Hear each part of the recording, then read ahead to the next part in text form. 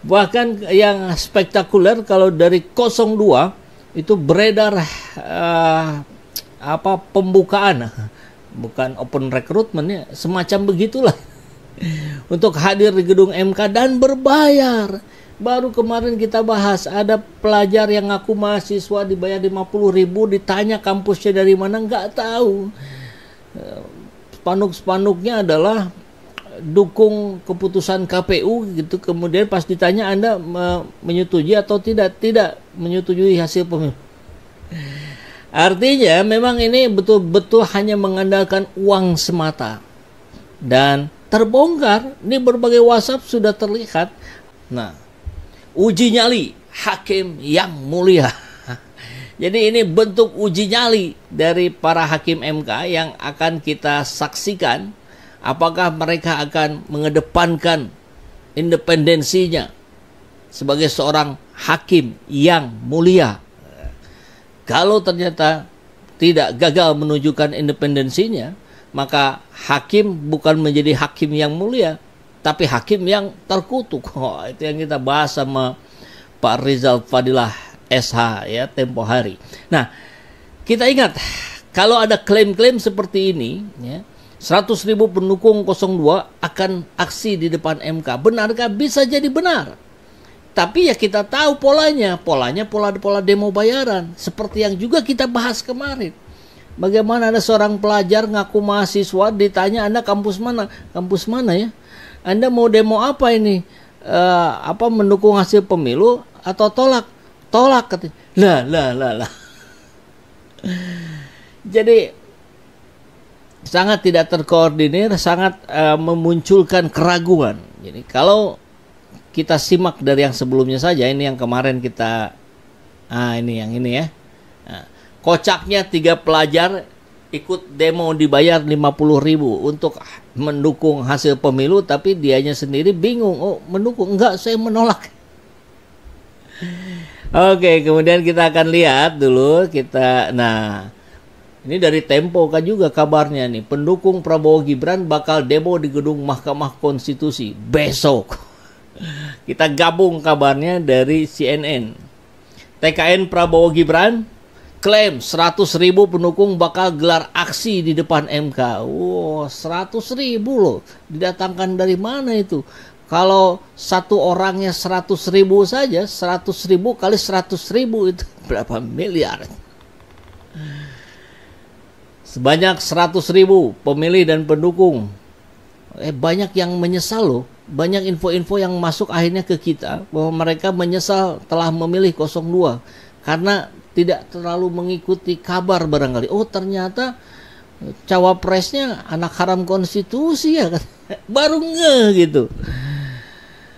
Ini bakal menggelar aksi damai katanya di depan kantor MK. Komandan TKN Prabowo Gibran Haris Ruslimoti mengatakan aksi damai ini digelar untuk menepis tuduhan kemenangan kubunya karena praktek politik gentong babi.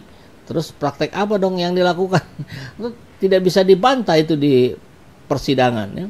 Bagaimana politisasi bansos itu betul memang terjadi. Praktek itu merujuk pada tuduhan penyalahgunaan bansos oleh Jokowi di masa kampanye sebagaimana didalilkan penggugat. Kami mendengar informasi terkait adanya aksi massa damai yang diperkirakan dihadiri kurang lebih 100.000 orang pendukung dan pemilih pasangan Prabowo Gibran yang dipusatkan di depan kantor Mahkamah Konstitusi. Haris menyatakan tuduhan penyalahgunaan paket bansos yang didalilkan itu merupakan penghinaan dan pelecehan. Sudah jadi fakta masih dianggap penghinaan dan pelecehan. Ia menganggap ini mengerdilkan seluruh pemilih Prabowo Gibran yang seakan memilih hanya karena disuap oleh paket bansos. Memang tidak semua. Jadi info-info yang datang ke kami, yang mereka mengatakan menyesal telah memilih 02, adalah bukan orang-orang yang mendapatkan bansos. Tapi mereka yang kurang mendapatkan informasi bahwa praktek sesungguhnya yang terjadi adalah seperti ini. Adanya politisasi bansos, adanya intimidasi, adanya iming-iming. Bagaimana Saiful Jaman termasuk bagian nggak? Oh, termasuk. Saya bagian dari yang diiming-iming.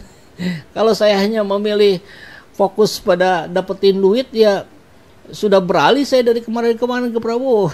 Tapi kan tidak gitu. Ini bentuk pilihan kita yang akan kita pertanggungjawabkan di yaumil akhir kelak. Kan begitu. Nah, jadi 100.000 akan hadir katanya ya. Kita lihat benar tidak atau jadinya cuma 1.000 atau 100 ya, tergantung ini kali ya. Karena yang kita tahu selalu mereka pola-polanya ya pola-pola yang berbahaya. Nah, bagaimana kondisi bangsa kita hari ini? Terpuruk. Kita tahu. Kemudian pemerintah akan siap-siap mulai mendalilkan atau menyalahkan serangan Iran terhadap Israel untuk menaikkan BBM. Boleh saja. Tapi juga hari ini para investor ramai-ramai kabur jual surat utang RI. Artinya negeri ini memang sedang tidak baik-baik saja. Dan ini tidak terlepas dari proses pemilu yang cacat prosedural, cacat hukum. Imbas hasil surat berharga negara tenor 10 tahun terpantau melonjak hampir ke 6,88%. Nah, ini kita nggak usah terlalu banyak bahas ini ya. Selintas saja. Ini mengalami lonjakan signifikan 23,7. Merupakan tertinggi. Oke. Ini imbas dari salah satu faktornya adalah rupiah yang anjlok. Hingga Selasa, rupiah ambruk 2,8%. Jadi hari ini rupiah itu $1 adalah 16.170. Ngeri kali. Ini kok jadi mirip-mirip seperti situasi di tahun 98 ya. Hati-hati nih. Dan sudah diingatkan oleh Pak Muslim Arbi, senior aktivis kita ya. MK salah ambil putusan, revolusi di depan mata. Direktur Gerakan Perubahan dan Koordinator Indonesia Bersatu, Muslim Arbi. Mahkamah Konstitusi salah ambil keputusan, revolusi di depan mata. Kira-kira itu rekaman sekilas tentang hasil Pilpres 2024. Ngeri. Kecurangan dan penyalahgunaan kekuasaan atau abuse of power oleh Presiden Joko Widodo, penekanan dan intimidasi oleh aparat baik di pusat maupun di daerah untuk memenangkan paslon tertentu bukan rahasia lagi. Politisasi bansos untuk memenangkan pasangan nepotisme dan langgar undang-undang serta konstitusi di depan majelis Mahkamah Konstitusi tak dapat dibantah. Kita saksikan langsung kemarin ya. Bukti-bukti kecurangan dari Sirekap tak dapat dibantah oleh KPU dan ahli lain dari paslon 02. Film dokumenter The Dirty Fourth pun menemukan kebenarannya. Memang Pilpres ini didesain curang. Teknologi tak dapat diajak selingkuh. MK tidak hanya berdalih kewenangan dengan mengadili kuantitatif angka-angka saja. Kalau angka kemenangan yang didapat dari kecurangan, dari proses yang curang, apakah itu dapat dikatakan sah dan jurdil sebagai asas Pilpres? Jadi mudah-mudahan para hakim MK tidak kurung batokeun, tidak berpikiran sempit ya. Karena ada proses yang mendahului hasil. Nah, prosesnya ini yang bermasalah. Sidang MK pun diikuti secara seksama oleh rakyat Indonesia dari Sabang sampai Merauke. Dan rakyat tahu betapa tidak berdayanya KPU, Bawaslu, dan DKPP dalam membela diri di depan majelis Mahkamah Konstitusi. Demikian juga tim 02 tak dapat membantah bukti-bukti dan argumen dari ahli 01 dan 03. Karena kecurangan Pilpres ini ditelanjangi di depan mata publik oleh para ahli dan pakar. Publik berterima kasih kepada Roy Suryo, Dr. Leoni, Hairul Anas, Ferry Amsari, Zainal Arifin Mohtar, dan Bivitri Susanti dan sebagainya yang telah membongkar topeng KPU, Bawaslu, dan DKPP. Walaupun sebetulnya ini sudah terkuak juga sebelum-sebelumnya, hanya mereka-mereka yang kemudian membuat ini menjadi semakin terang benderang ya.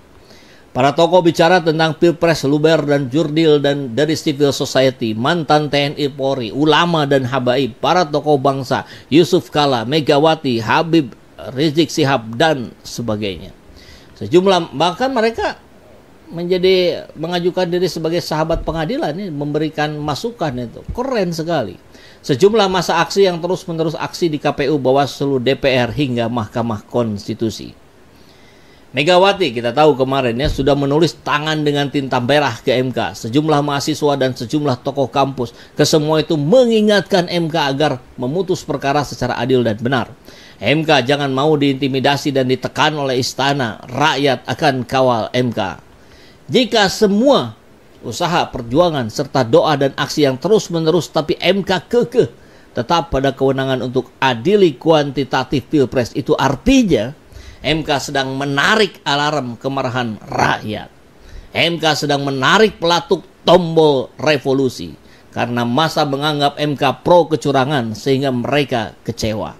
Padahal berbagai jenis kecurangan telah diurai telanjang di depan publik. Kita saksikan langsung di persidangan kemarin. Rakyat akan mencari keadilan dan kebenaran sesuai nurani dan akal sehatnya. Bisa jadi rakyat akan menggelar sidang rakyat, pengadilan rakyat.